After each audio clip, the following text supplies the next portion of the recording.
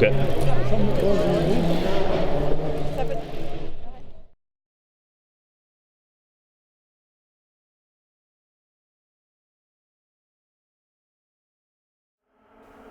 The Scottish was to be the second event this year where the two-wheel drive cars would run at the front, in reverse order seating. Let's see how they got on.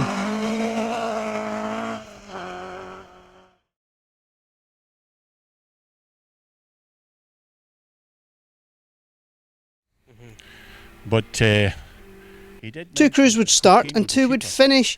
The Scottish would be the third chapter in the MG battle between Scott Peacock and Neil Cowan Jr. With Tappy Lauken, no less. Nice and tidy. Looking forward to a good day out in the stages today.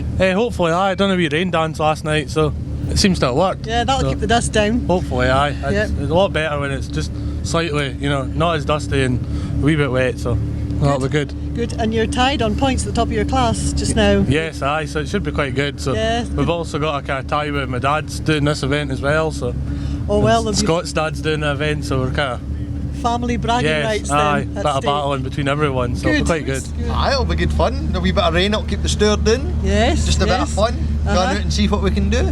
Good. Hopefully not end up in a ditch. A puncture on the first loop saw Neil and co-driver Thomas Bruce drop 17 seconds to their rivals by first service. A concerted effort in Twigley's and A saw the gap slashed to just 5 by second service. Then Peacock would counter-attack in Twigley's too, taking 15 seconds back. After that, Cowan and Bruce would make sure of their position in second. Yep,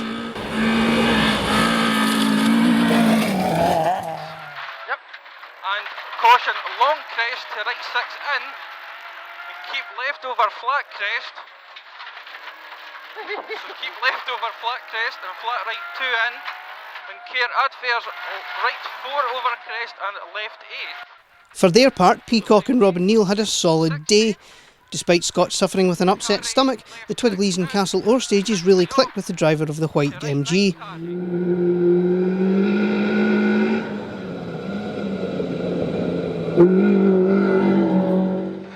It's now 2-1 to Peacock after 3 rounds, and Scott was also the winner of the John Horton Star Driver Award for his performance. So 4 times to 5, then 60, crest and caution turn left 9. So turn left 9 here. 300 up. Good lad. 300 up. Yeah, it was good. Yeah. Good. Really enjoyed Twigley's and Castle Orr. Yeah. They weren't as rough the second time round as I was expecting, but so it was fine. Just lost a bit of time in Windy Hill and A. It's minor. Yeah. Just one of the things. Can't win them all.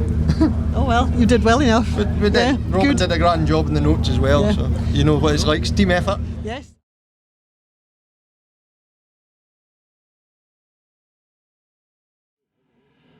James Campbell and Kenny Fogo were the only registered Class 2 crew. A solid run yet again saw the Sunbeam finish 36th overall.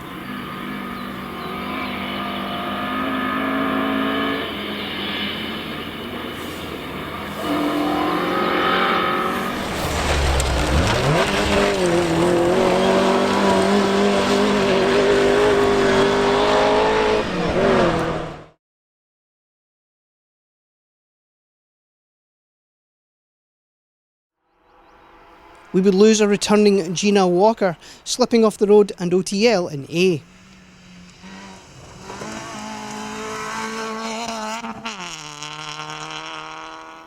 Nikki Addison and Rachel Matheson had the dubious honour of being the first SRC crew on the road.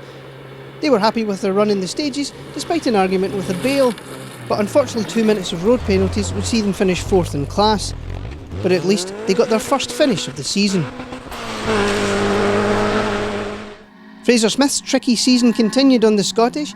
SS3 was tackled with no intercom, and then a shock absorber would break in SS5. Third at the finish would leave the Civic man in second in the class points at the halfway mark.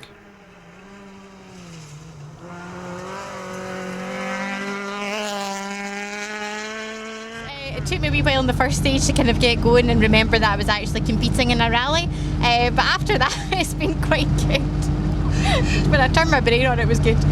Stage 4 there was quite rough though. It was worked pretty hard just to keep the car on the road there, but good, enjoying it. Second in class for the second event in a row, it was another good day out for the Fiesta of Caroline Carslaw and Charlie Sayer-Payne. The last stage would see Caroline suffer her first ever puncture on a rally, making it a steady run to guarantee a finish at the end of the event. Last minute steering dramas before the event probably didn't help Jude McDonald's nerves, but once into the stages, the Fabia man was running well once again. Top class points and a junior win for the second event running, he was only 12 seconds away from the class event win, pipped by the more experienced Barry Lindsay.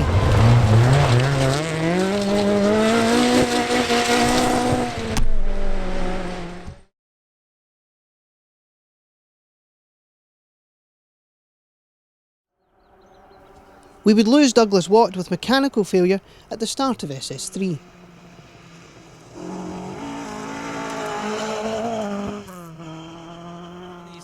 And that would leave Fraser McNichol and Ricky Finlayson as the only survivors. It wasn't a simple day. Broken door latches, a spin and a small argument with a tree weren't enough to stop them finally finishing the event after 2 non-finishes.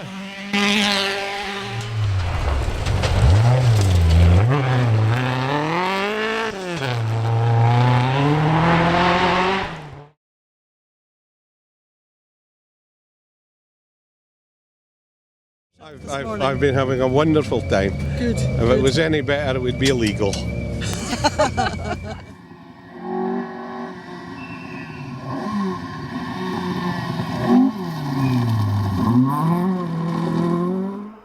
Ian and Don Milne had a good run once again, this time to 4th in class, maintaining 2nd in the class points.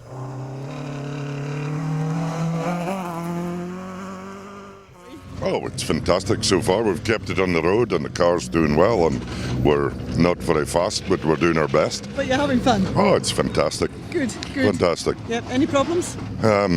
Just the driver's not fast enough. Despite a blown exhaust in the BMW, Ernie Lee and Patricia Milligan would manage their first finish of the season with a 3rd in class.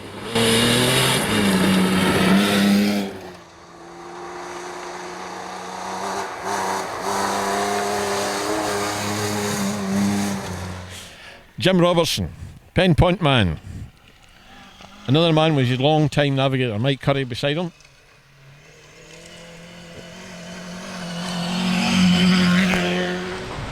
Making a first appearance in the SRC this year on his home event, Jim Robertson had battled an early misfire before setting some cracking times in the 8-valve Escort.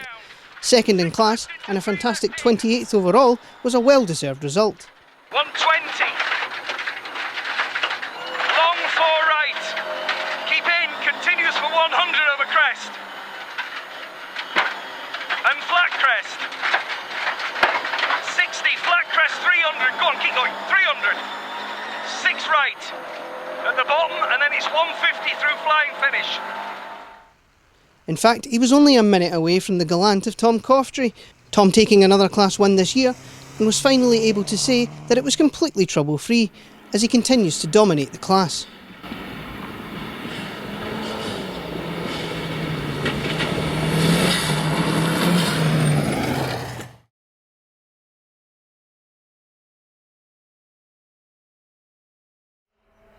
We would only lose one starter in Class 6, Johnny Mackay and Richard Crozier managing a whole 4 miles of Twigley's before the Fiesta's gearbox let go.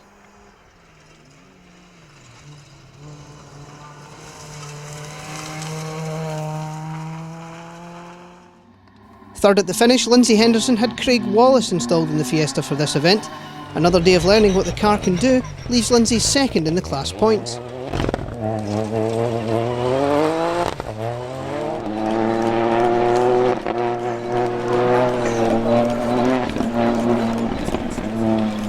Fantastic, yeah, we're just having a really good day. Stages are good, car's going well, so Yeah. what more could we like? Good, Shouting out the corners to him. There's the power on, and the stones are flying. After the non-finish at the Speyside, Michael Renton had a much better day out in the Scottish. 2 punctures and a spin didn't stop the 306 from taking its first finish of the year with 2nd in class.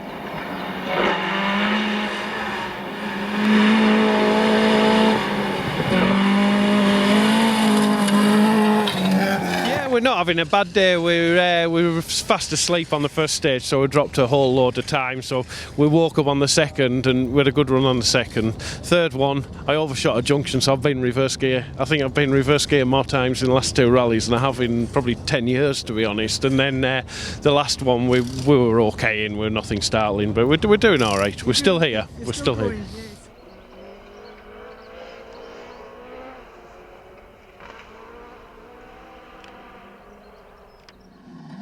And making it 3 wins from 3, Carol and Rob Chur were really happy with their day out and really impressed with the car. Carol saying there's way more to come from the Suzuki as they learn more with each event.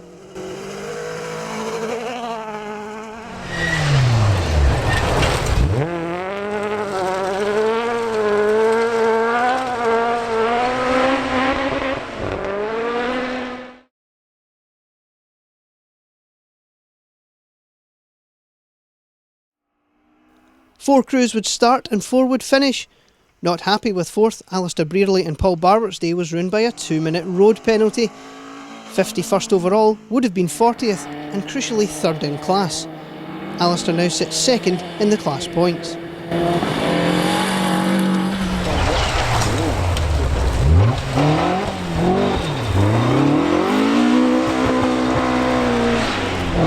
I'm looking forward to that. I enjoyed it at the Borders, apart from the conditions, obviously. But now I'm looking forward to getting out there and being up in the first ones for a change, rather than being at the back end, at the tail end, going through the ruts and all that, you know.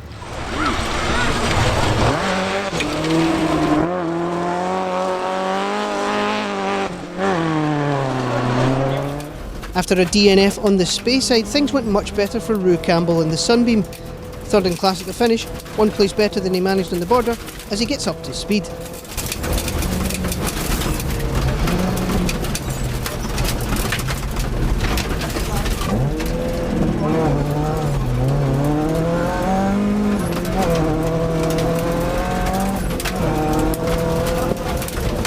Here is Paul Mackerlane in his Escort. And he'll be doing the same thing at the corner. Yep, there you go, power on. Lovely. A second in a row moves Paul Mackerlane into the class points lead. A clean and solid run, leaving the Irishman only 48 seconds back from the class win.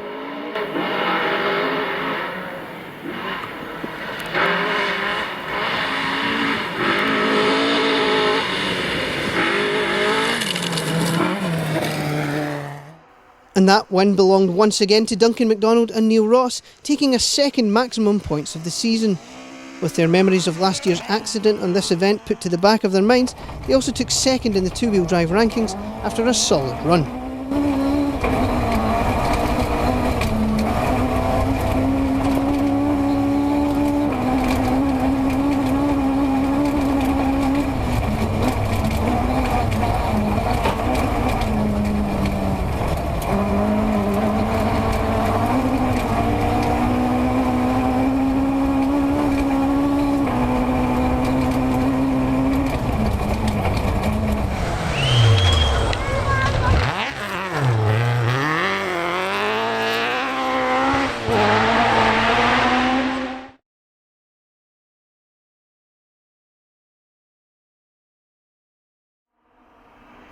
We would lose Jamie McIntyre and Jerry Bryden in SS1 after a mix-up on the notes saw them off the road and OTL. Mark McCulloch and Michael Hendry were back in the Blue Beamer once again, and it wasn't quite as smooth an event as the Speyside. First, the rear suspension came apart in the middle lip, making the car really steer with the back end, and then the wipers refused to work in the rain of SS5. Despite the issues, they had another fun run to 4th in class.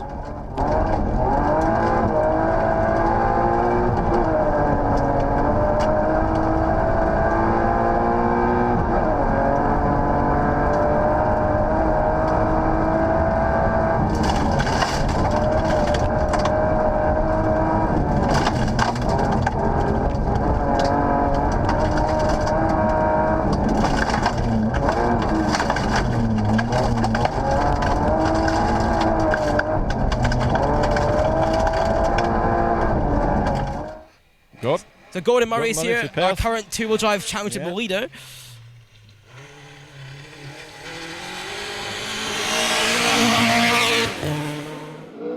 Gordon Murray and David O'Brien continue to lead the two-wheel drive points after the Scottish. They were involved in a good battle with Keith Robertson's BMW, the Escort crew only really losing out over the final loop by just 7 seconds after one of their best drives yet.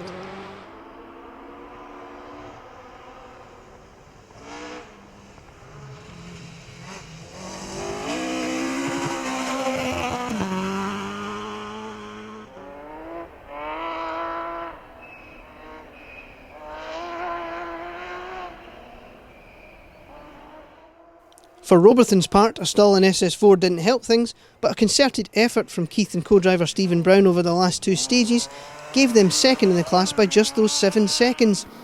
More good mileage before Rally Finland.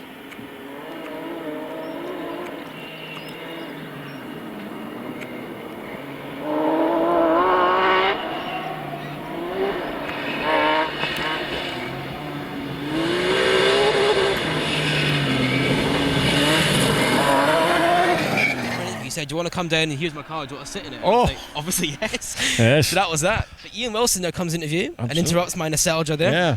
Chris Williams alongside. Now this is the last two-wheel drive car.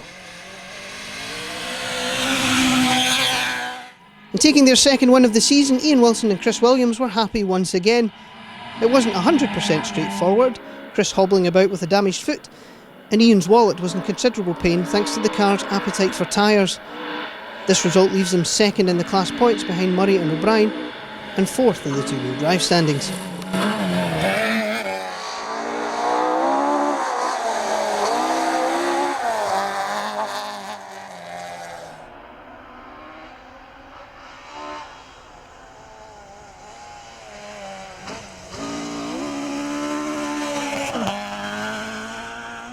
Yeah, really good day. We had our wee problems that we had to sort out on the way, but nothing that slowed us down, thankfully. Yep, how was the last two stages? They were a wee bit nervy because we knew we just had to basically get through them without any problems. So we did back off quite a bit to save the tyres. Didn't want any punctures spoiling the day. So Yeah. but still, they were good. They were good. Where they were in the rough, they were great.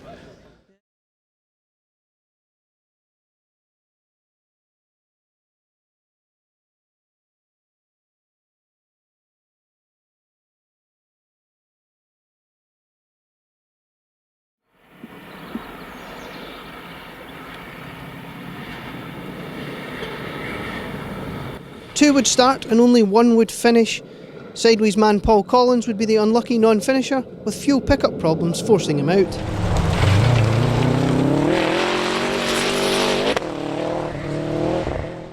Surviving clutch and turbo problems, Max and Callum Redpath would take their first win of the season to move into a commanding points lead at the halfway mark.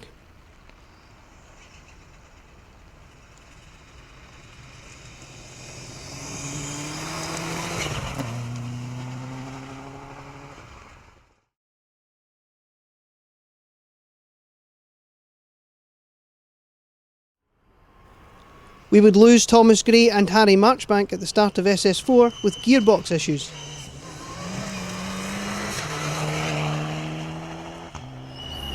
But taking her first finish of the season, Aileen Forrest was not impressed with her own pace in the morning, but much happier in the afternoon.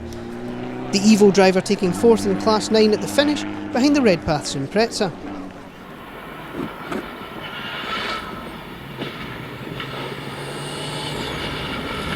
Stuart and Mark Irvin were back out after their Speyside adventures, and despite this ditch visit due to Stuart looking for a switch on the dash, they managed a solid 22nd overall.